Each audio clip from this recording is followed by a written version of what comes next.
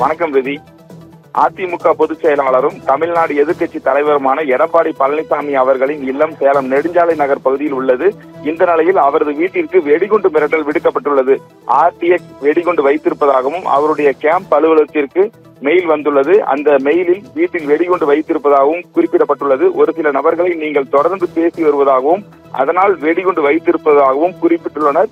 இது குறித்து உடனடியாக சேலம் மாநகர காவல்துறையினருக்கு தகவல் தெரிவிக்கப்பட்டது.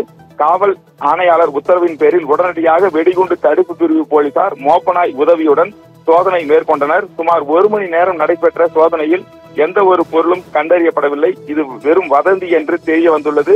இந்த மெயில் எங்கிருந்து வந்துள்ளது, மெயில் எந்த இடத்தில் வந்துள்ளது என்பது போன்ற விவரங்களை சைபர் கிரைம் போலீசார் விசாரித்து வருகின்றனர். இந்த மெயில் எடப்பாடி பழனிசாமி அவர்களுக்கு மட்டும் வந்ததா அல்லது வேறு யாருக்கும் அனுப்பப்பட்டுள்ளதா என்ற விசாரணையும் தொடங்கியுள்ளனர். இந்த மிரட்டல் சம்பவம் காரணமாக எடப்பாடி பழனிசாமி அவர்களின் இல்லத்திற்கு பாதுகாப்பு பலப்படுத்தப்பட்டு உயர் போலீஸ் பாதுகாப்பு போடப்பட்டுள்ளது. அதிமுக பொதுச் செயலாளர் எடப்பாடி பழனிசாமி அவர்கள் இல்லத்திற்கு வெடிகுண்டு மிரட்டல் விடுத்த சம்பவம் சேலத்தில் பெரும் பரபரப்பை ஏற்படுத்தியுள்ளது. ரிதி.